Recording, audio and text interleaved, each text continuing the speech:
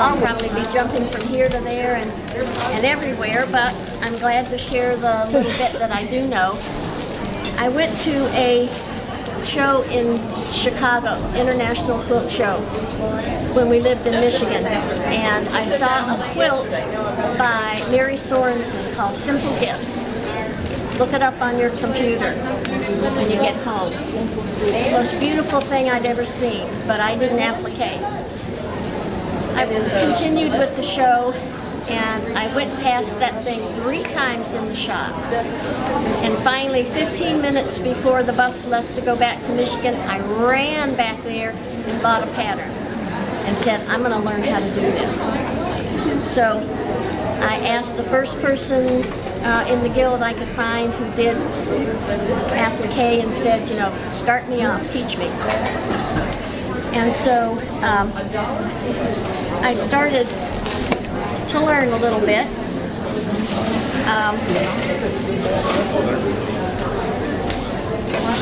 That lady started me off using straw needles. Straw needles are very long and very thin, and I was able to use them. They worked well, but I found, because I was such a new person to that, by the time I finished a block, I had a curve in that needle like this because I was holding it so tightly as I tried that it just So now I use a smaller needle, one that maybe is about this length and maybe a little firmer, because I have a little more control. I can still use a straw needle if I don't have a different needle. And what you probably would want to do is try several different needles, because what works for me may not work for you.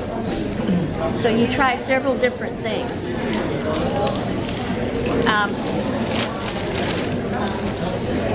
I use a 60 weight thread. This I think comes from like Superior. They have these in 2 different color waves. If I can't find the color I need, I will sometimes use a 50 weight, or I will use a 100 weight silk if I can find the color.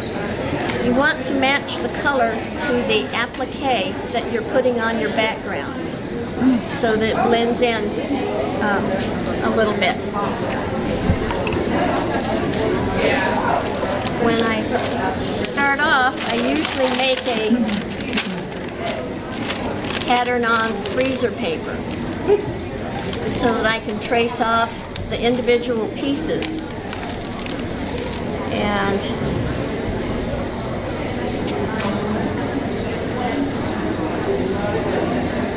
so I will take another piece of freezer paper, lay it over the part that I want to applique first, and draw that onto the freezer paper. When I get ready to then press that on, I put that on the bias. Because anytime you're going to be doing a curve, you want to have that flexibility for that to move as you applique. Once that's ironed onto my fabric, then I will take a marker to do the outline around it. And I use several different things, whatever tends to work on the fabric that I'm using. I'll use a friction pin. Those you can iron off. So it doesn't matter if you make big squiggles or whatever, you can just iron that away once you're through. I like these Bonin, and they have several different colors of chalk to use in those. If I'm using dark fabric, I will often use this white marking pen by Clover. And when you mark something with this,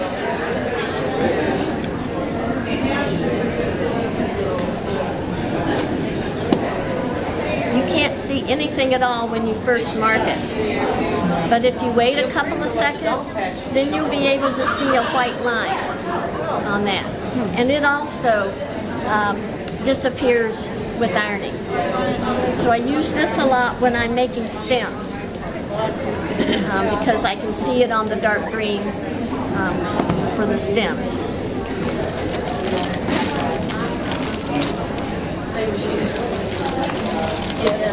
Yeah, it's the same one. Hadn't changed. And instead of it being given away tomorrow, When you're making stems, if you have a straight stem,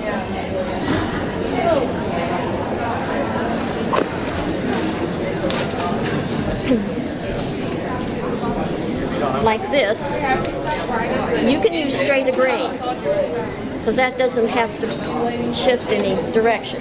You can use straight of grain for that. If you're making a stem that you're going to need to have it flex, it only takes such as this one, you want that little curve in it, you want to cut that on the bias so that it does stretch and you can manipulate it the way you would like it to show on your, you could pass that if you want to. That'd be great. There are several ways that you can prepare your applique. One is with a heat-sensitive template, which means you can iron it and it doesn't shrink up and ravel up. And what you do with that is take your template material, cut the shape that you want, take some glue stick or take some starch, put it in a little container, and then you can use a paintbrush to just paint that on the edges. Yeah, I just use something like that.